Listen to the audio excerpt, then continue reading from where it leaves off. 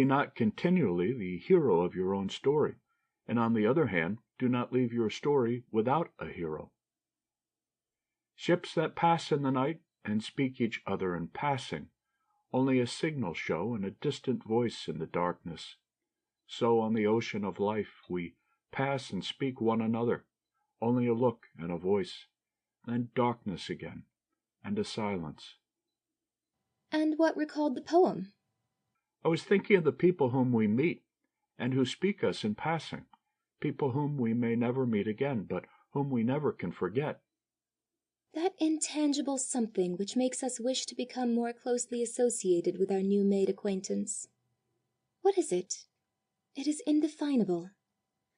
We meet someone at the theatre, at the club, at the social function, and there lingers with us for many days the remembrance of the few brief moments in which we felt that we were as twin spirits, moving musically to a lute's well-ordered law.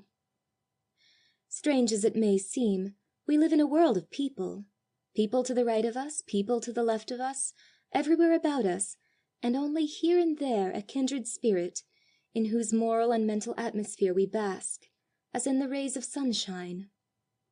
This something that makes us feel that only the element of time is needed to make of our newly formed acquaintance a friend that shall last through life. What is it? A warm hand-clasp, a friendly word, and in one brief moment that mysterious something that clouds the soul is thrown aside, and in our sky a new star appears, as fixed as Polaris in the heavens. When we have an experience of this kind, although we may have interchanged but few words with our friend, we feel intuitively that we could spend many hours together, and that we should never tire of exchanging ideas. Yes, but does this not presuppose a mind stored with those treasured thoughts about which we were speaking in our last conversation? Possibly, in a sense. But first of all, it presupposes harmony of taste, of feeling, of ideas. This does not mean, of course, that each shall agree with the other in all essentials, but that each shall have the same broad and intelligent way of looking at a subject, and a consideration each for the other's opinions. I think, though, that as a basis for harmonious intercourse there must be an elimination of self. No one who is thoroughly selfish can interest anyone but himself. It seems to me that the ideal relation between friends presupposes an entire elimination of self. Not necessarily so.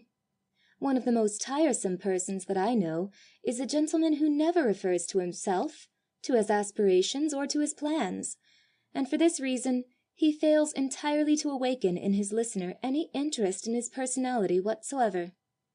He is the antipode of the person who talks only of what interests him. The person who uses discretion will not avoid all reference to himself, nor will he continually make himself the hero of his own story. It behooves us all to examine ourselves, and if we have either one of these faults, to rid ourselves of it at once. In directing the trend of conversation, the tactful person will choose topics of mutual interest.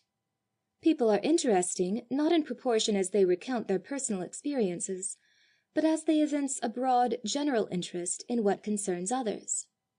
We might add another golden rule to our list. Golden rule number 6. Be not continually the hero of your own story, nor, on the other hand, do not leave your story without a hero. In other words, it is fatal to one's success as a conversationalist either to eliminate oneself entirely or to appear self-centered. You might say to be self-centered. Selfishness is one of the most disagreeable traits that a person can have, and he who has this to a marked degree should try to eradicate it. Someone has said, if we had to count our ills, we would not choose suspense.